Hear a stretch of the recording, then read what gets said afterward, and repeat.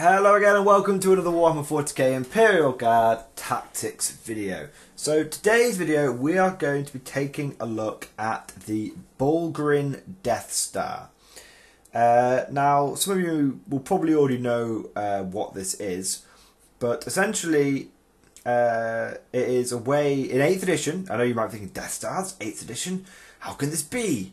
And you said Bullgryns, but Imperial Guard don't get Death Stars. Well, you know, praise be to the Emperor, now it is our time to show all the people that used to run Death Stars how bloody miserable it used to be facing them.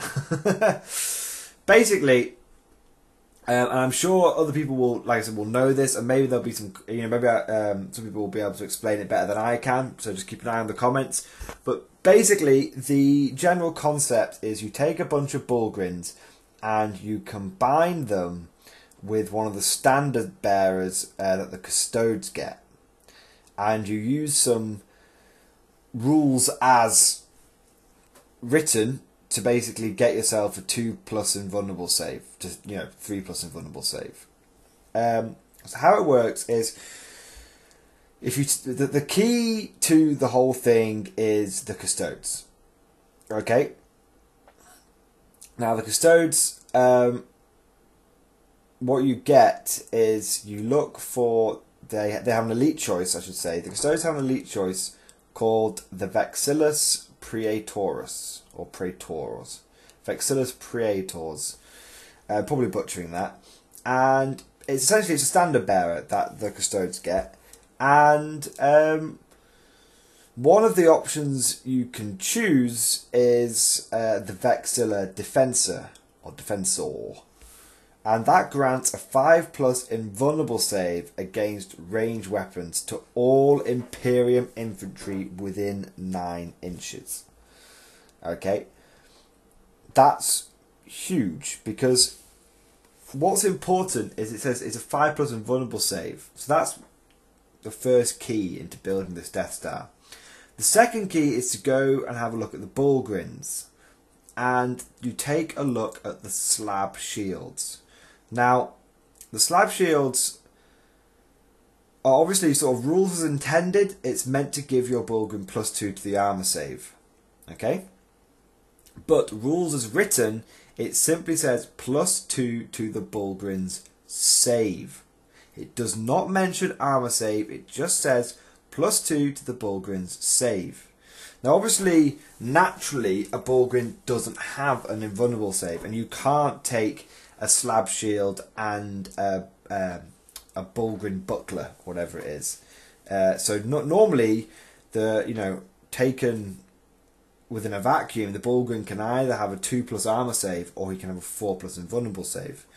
But the slab shield gives you +2 to your save. So if your Bullgryns are within range of the Vexilla Defensor, they have a 5+ invulnerable save, which means your slab shields give you +2 to that invulnerable save, which means you get a 3+ invulnerable save on your Bullgryns, and that's it as standard. Okay, that is, that might be as far as you want to take it. However, you can make this a 2+ invulnerable save relatively easily. The first way is you take a look at the psychic power, psychic barrier that the Imperial Guard get. And what that allows you to do is add +1 to your save. So that means you would have a 2+ invulnerable save on Bullgryns. The second thing you can do is you can take a look at take cover, the stratagem. Now I prefer this one because take cover again says you add +1 to the save for that unit, which means you would get another 2+ save. The reason I prefer this is because there's no way for your enemy to stop it. If you're casting psychic powers, there's a chance your opponent might deny your psychic power. Especially with the 1,000 Suns being all the rage these days. So it's important to understand that one uses, but they're quite balanced because one uses command points, which you can't get back, but is unstoppable, and one doesn't use command points but can be stopped. So yeah, that's it basically. Now what's crazy is this is a 9-inch bubble, so it's perfectly possible to get it's perfectly possible to get, you know, 2 of these Vexilla defenses. I don't correct me if I'm wrong, I don't think there's anything stopping you from taking more than 1 of these Vexilla defenses. Although realistically you don't really want to be taking like 20 Bullgryns. The Deathstar, realistically, there's 2 ways you can do it. You can run it as almost like a distraction kind of effect, where you take the Praetor and you take like 10 Bullgryns, and you maybe like, pardon me, you know, and you can essentially, they're never going to take battle shock because you're rarely going to lose anyone, and if you do fail at one of your 2+ another stage, you've got a command point to re-roll it. The point is you can do that and you sort of have 10 Bullgryns, and then they'll just go and absolutely smash the enemy and they'll draw a lot of firepower. The other way of doing this is to really commit to it. To really absolutely commit to it. You could take 20 Bullgryns in this configuration and 2 of those Vexillas, and it'll probably, with the psychic powers to back it up, you know, it's going to run you around 1,000 points. So that still leaves you plenty of points left over for other bits. Probably about 1,200 points, I'd say. That's what it's going to run you. So you still got, you know, 700, 800 points left to spend on the rest of your army. I'm not a big fan of committing something that much, but that's just the guard commander in me. The guard commander in me always says, better to have lots of shit stuff than a few really good units. Las cannons aside, I love las cannons. The Deathstar it's very powerful, but it does have a couple of key weaknesses, which make it beatable. Number 1, you're on foot, okay, which means you're not going anywhere fast. With this Deathstar, the key is to pick an area that you want to take and run the Deathstar at it. That means armies which are super maneuverable, like Eldar, you may never make contact with it. They may just ignore you and pick the Deathstar, pick the other units apart, and all you'll be left at the end of the game is with the Deathstar that's run around all game, not being able to catch anything. You can't really do much about getting around that because Bullgryns are auxiliary units, which means you can't order them to move. If you could take this and then order them to move, it would be insanely powerful. But you can't, unfortunately. So the most you can do is move in advance. So the one way, but the thing is the good thing about this is there is a way around that. You could take a couple of chimeras, and in those chimeras you could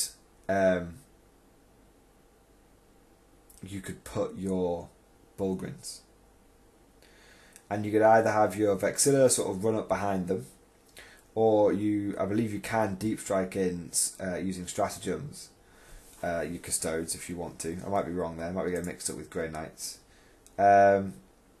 But either way, give yourself a bit of maneuverability, you could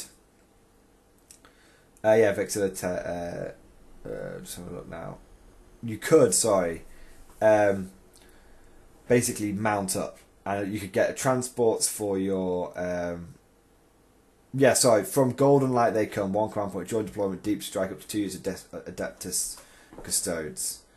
Okay, no, that's fine. See, so you could deep strike in your Vexilla and have your Bullgryns in a couple of Chimeras. You could have 2 units of 4 in Chimeras, and then you could drive forward quickly, and then if they get blown up, you deep strike your, you might take a bit of damage, but then you deep strike the Vexilla in there, and bam, you're good to go. You'll have it's interesting because you would have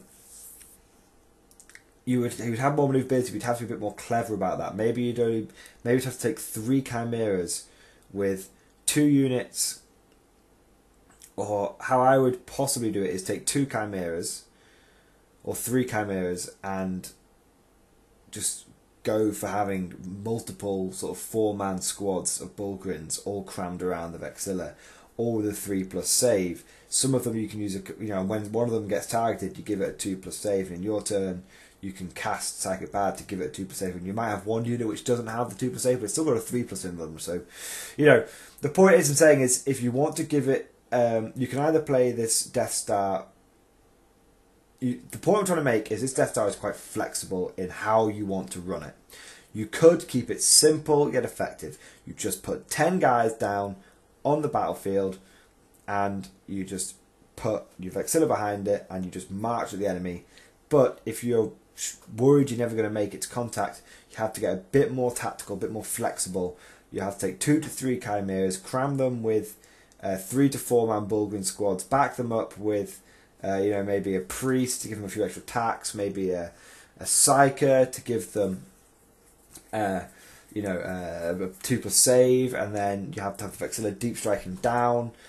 Yeah, so the point is that there's 2 ways of running it. There's a simple way, but with that simplicity comes inherent weakness, or you have the more complicated, maybe more tactical way, which will be harder to work with, but I believe ultimately will be more powerful and will provide you with the key to what's missing with the Bullgryn Deathstar, which is maneuverability. So, tell me what you guys think. Okay, I have not used the Bullgryn Deathstar yet. I only have 6 Bullgryns. I'm a little loath to buy, 2 more boxes of Bullgryns just to try this out. And that actually is going to be linked into another video I'm going to do later in the week, guys, where I talk about why maybe, building, the difference between sort of building armies and collecting a force, and why you should collect a force and not just build an army. Because you may find that this build becomes non-viable. So my recommendation, before people go out there and drop like, 100 quid on buying yourself 12 Bullgryns, my recommendation would be to wait to see if this gets caught up in an FAQ. If it does get caught up in it's been delayed, the March FAQ, hasn't it? But if it does get caught by that March, in inverted commas, FAQ, then you haven't wasted any money. If it doesn't get caught, then I'd recommend you invest in it. And for those of you who already have Bullgryns, I would recommend that you go and try this. But I definitely don't think it's a good idea to run out there and buy it just yet. I would definitely proxy and play test to see if it works, especially in your local meta. The thing is a 2+ invuln save is good, but what makes it even better is the fact that it's on a toughness 5 model, which has got 3 wounds. That makes it really, really tough. And don't forget, your Bullgryn Mauls do like 2 damage each, and your strength 7. The AP -1 is a bit balls, but yeah, it's a good Deathstar. It's nice that guard I've got something like this now. It's definitely worth a try. Just not saying you should just run out and buy it yet, because you never know, Games Workshop might nerf it. Anyway, hope you guys have enjoyed this video. Please leave lots and lots of comments. Those of you who have used the Bullgryn Deathstar to great effect, please let me know how effective it has been. Did it live up to your expectations, or are there some massive weaknesses with it which aren't apparent on the surface? Thank you very much for watching. I'll see you guys next time.